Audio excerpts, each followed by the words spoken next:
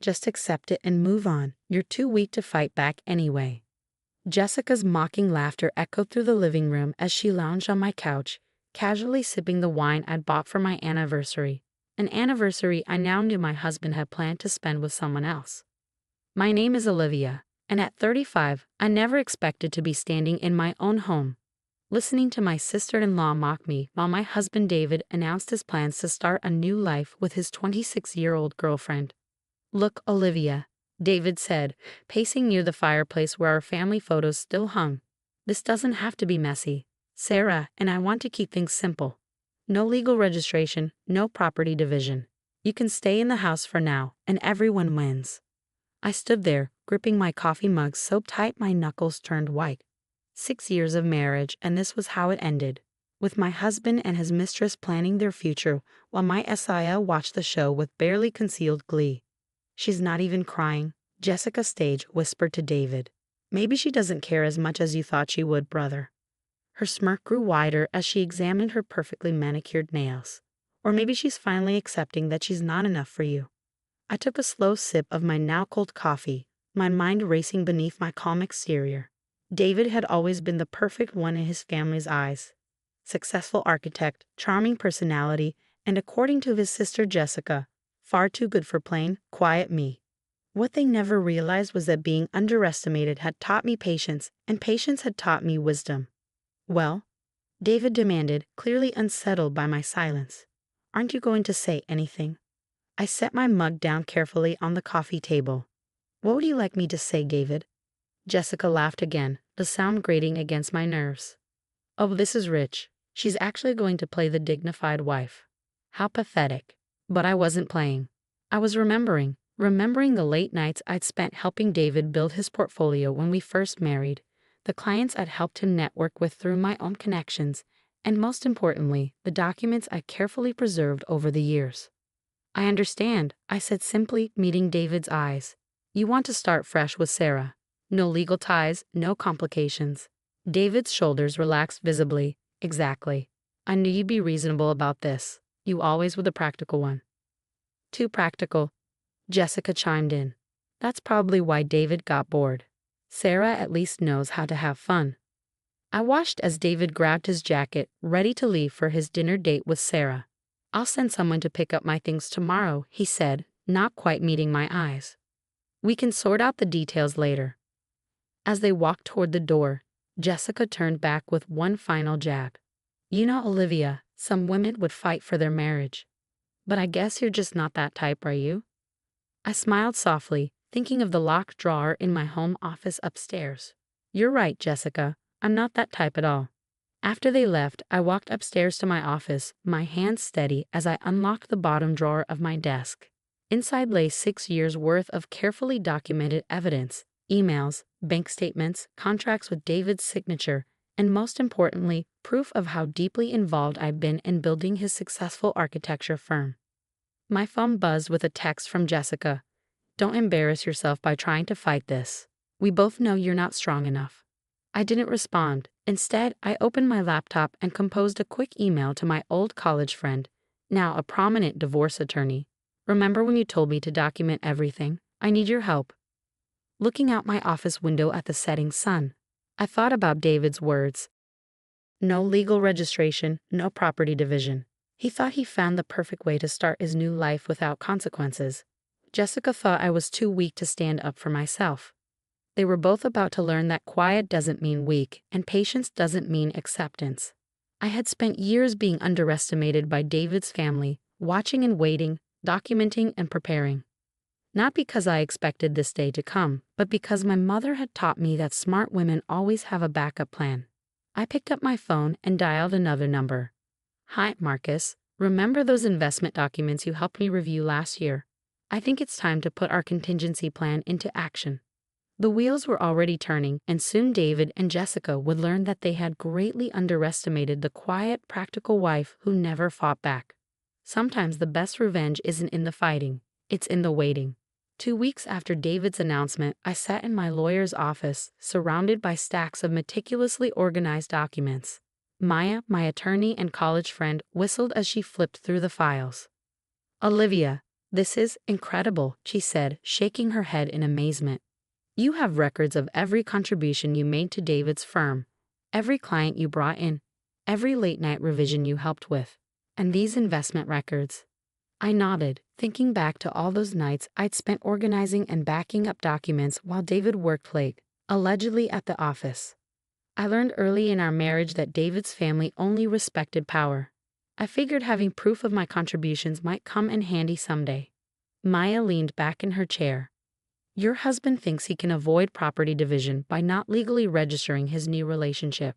But with these records, we can prove your substantial contribution to his firm's success. He'll have to properly divide assets whether he likes it or not." Just then, my phone buzzed with another taunting text from Jessica. "David and Sarah looked so happy at dinner last night. This is what real love looks like, not your sad excuse for a marriage." I showed Maya the text, and she smiled grimly. "Your SIL really enjoys pushing your buttons, doesn't she?" "She's been doing it for 6 years," I replied, always implying I wasn't good enough for David, that I was lucky to have him. "She has no idea I've saved every nasty message, every email where she belittled me." Maya's eyes gleamed. "Actually, those messages could work in our favor. They show a pattern of emotional harassment and combined with these financial records." A knock at the door interrupted us. Marcus, my financial advisor, entered with his own stack of papers. "Ladies, wait until you see this. Those private investments David made last year, the ones he didn't want Olivia to know about, they were made using company funds that Olivia helped secure through her client connections. I remember discovering those transactions during one of my regular reviews of our joint accounts. Instead of confronting David, I had quietly documented everything and consulted Marcus about protecting my interests.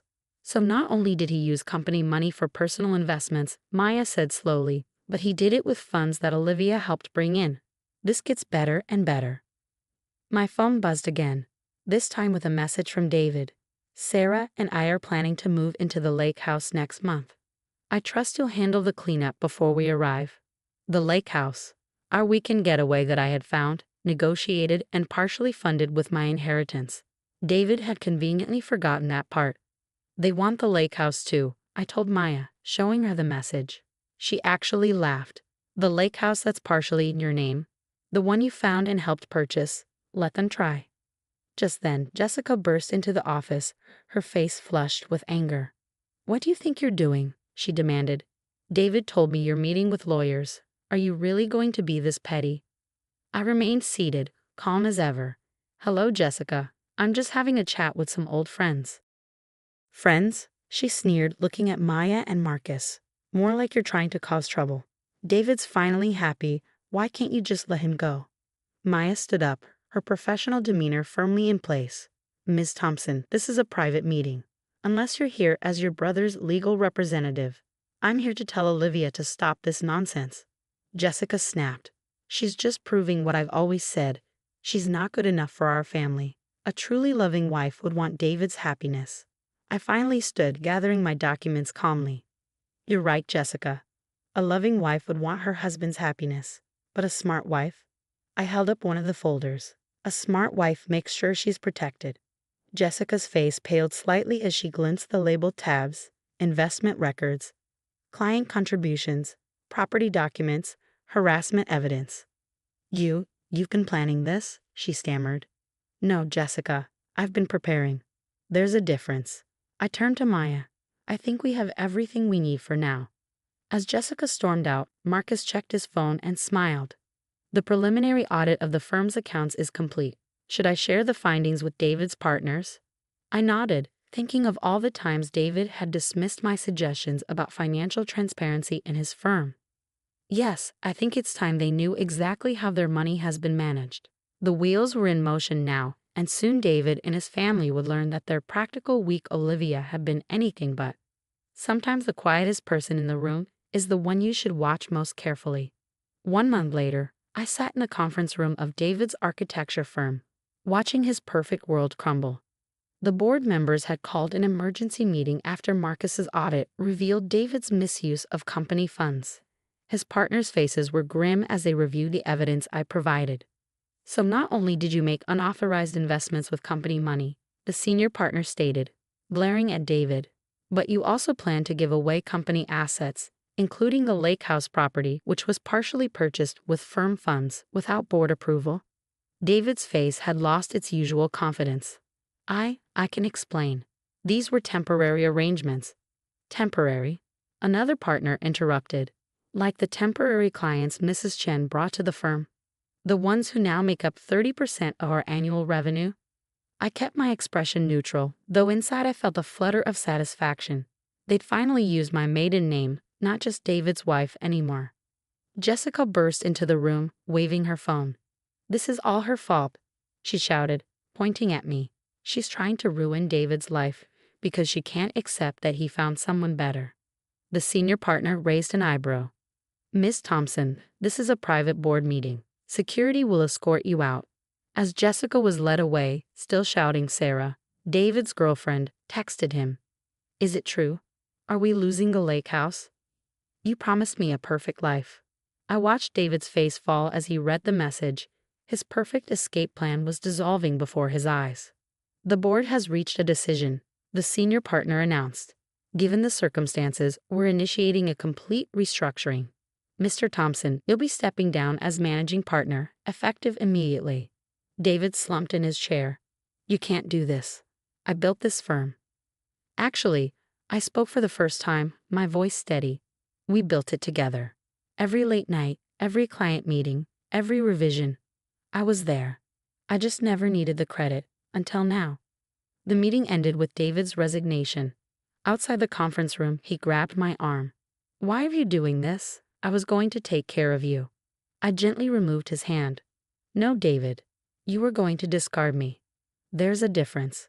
That evening, as I packed the last of David's things from our house, Jessica showed up one final time. "You've destroyed everything," she said, but her voice had lost its edge. "Our family's reputation, David's career." "No, Jessica. Your brother did that himself. I just showed everyone the truth." She stared at me for a long moment. "I never thought you had it in you. All these years I thought you were weak, pathetic, too practical." I smiled. "Sometimes the quiet ones surprise you." 3 months after David's announcement of his simple plan, I stood in my newly redecorated living room. The family photos were gone, replaced by artwork I'd always loved but David had deemed too bold. The investment money had been recovered, the lake house was legally mine, and David's firm had offered me a consulting position, which I politely declined. My phone buzzed with a text from Maya. "Final divorce papers signed. Property division complete. You're officially free." I poured myself a glass of wine, the same expensive brand Jessica had carelessly sipped while mocking me. Another message came through, this time from David. "I understand now. I'm sorry." Too little too late. Looking out at the sunset through my window, I thought about the lesson my mother had taught me years ago. Never let them see your strength until you need to use it. The power of being underestimated is that no one sees you coming. I raised my glass in a silent toast to the quiet, practical wife who had proven stronger than anyone expected. Sometimes the best revenge isn't in fighting back immediately. It's in waiting, watching, and choosing the perfect moment to show your true strength. The doorbell rang. Outside stood Sarah, looking uncomfortable. I didn't know," she stammered. "About the firm, about the money, about any of it. I thought." "You thought you found your perfect ending. I finished for her. Life's rarely that simple." As I closed the door on David's past and my own, I smiled, thinking of Jessica's words from that first day. Just accept it and move on. I had accepted it, accepted that I deserved better, and I had moved on, just not in the way they'd expected. Sometimes the strongest response isn't in the shouting, but in the silence. And sometimes the person they call weak turns out to be the strongest of them all.